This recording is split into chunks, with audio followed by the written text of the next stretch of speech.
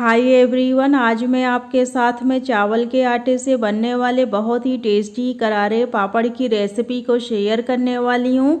Video को पूरा watch करिएगा। वीडियो में सारे टिप्स और ट्रिक बताए गए हैं।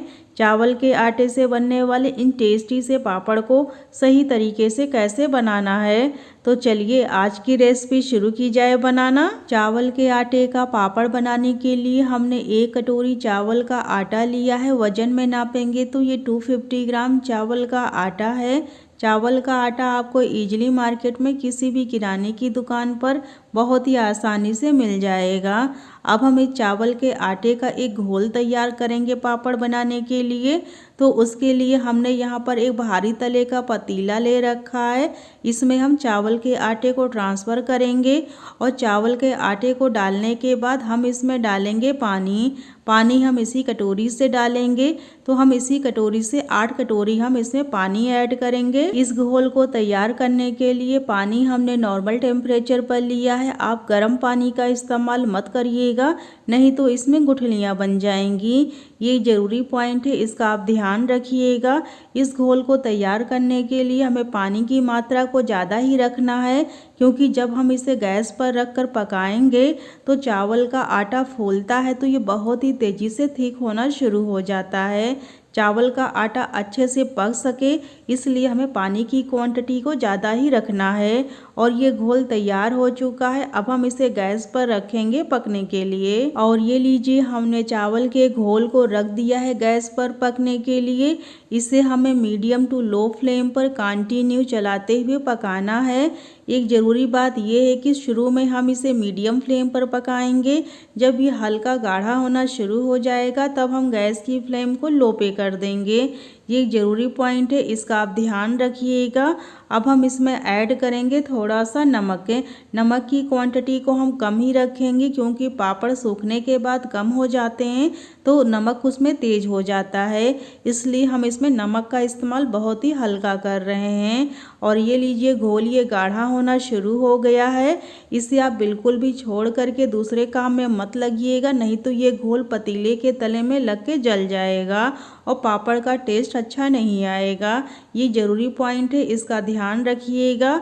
और इस घोल को आप जल्दीबाजी में बिल्कुल भी हाई फ्लेम पर मत पकाइएगा, धीमी आंच में ही पकाइएगा। और ये चावल के आटे का बैटर ऑलमोस्ट पक के तैयार हो चुका है। हम इसमें 1 टीस्पून जीरा ऐड करेंगे फ्लेवर के लिए और 1 टीस्पून हम इसमें दरदरी कुटी हुई मिर्ची ऐड करेंगे।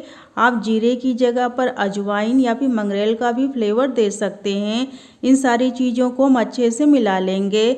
और यदि आप चाहें तो इसमें मिर्ची को भी स्किप कर सकते हैं। इस पापड़ को आप प्लेन ही बना सकते हैं। अब हम इसमें ऐड करेंगे बारीक कटा हुआ हरा धनिया। हरा धनिया डालने के बाद इसे भी हम बैटर के साथ में मिला लेंगे।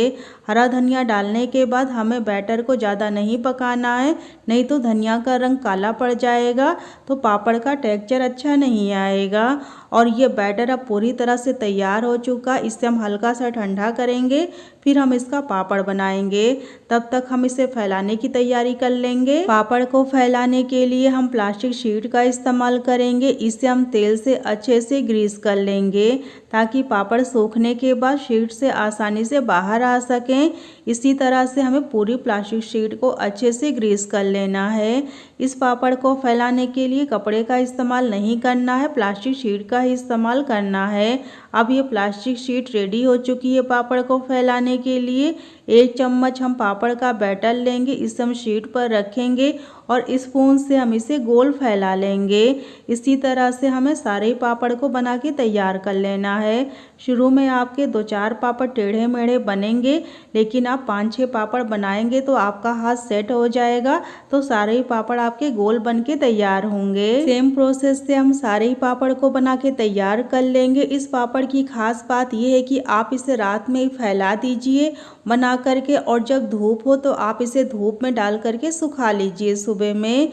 और ये लीजिए, सारे ही पापड़ बन के तैयार हो चुके हैं।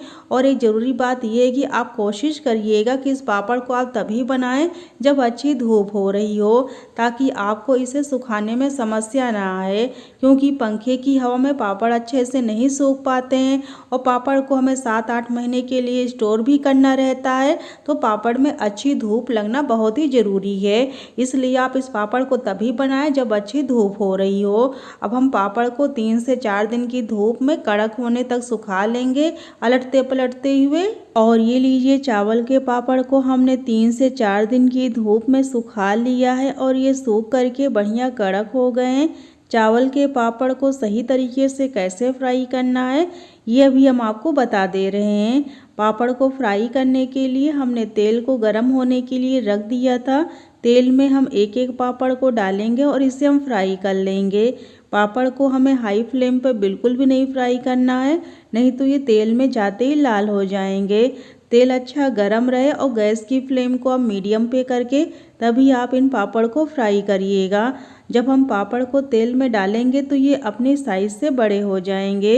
इसी तरह से हमें चावल के पापड़ को फ्राई करना है। चावल के पापड़ की ये रेसिपी दोस्तों यदि पसंद आई हो तो प्लीज़ मुझे कमेंट करके ये ज़रूर बताइएगा कि आगे आप कौन सी नई पापड़ की रेसिपी देखना चाहते हैं। और साथ ही दोस्तों, यदि आप हमारी रेसिपीज़ को हमारे यूट्यूब चैनल पे देख रहे हैं तो प्लीज़ चैनल को ज़रूर सब्सक्राइब कर लीजिएगा। और यदि आप इसे हमारे फेसबुक पेज पे देख रहे हैं तो पेज को आप ज़रूर फॉलो कर लीजिएगा। लिंक हमने वीडियो के डिस्क्रिप्शन बॉक्स में मेंशन कर दिया है। और अपने एक्सपीरियंस नीचे हमारे कमेंट सेक्शन में ज़रूर शेयर कीजिएगा। मैं फिर से मिलती हूँ इसी तरह से अपनी एक नई वीडियो के साथ। Thank you.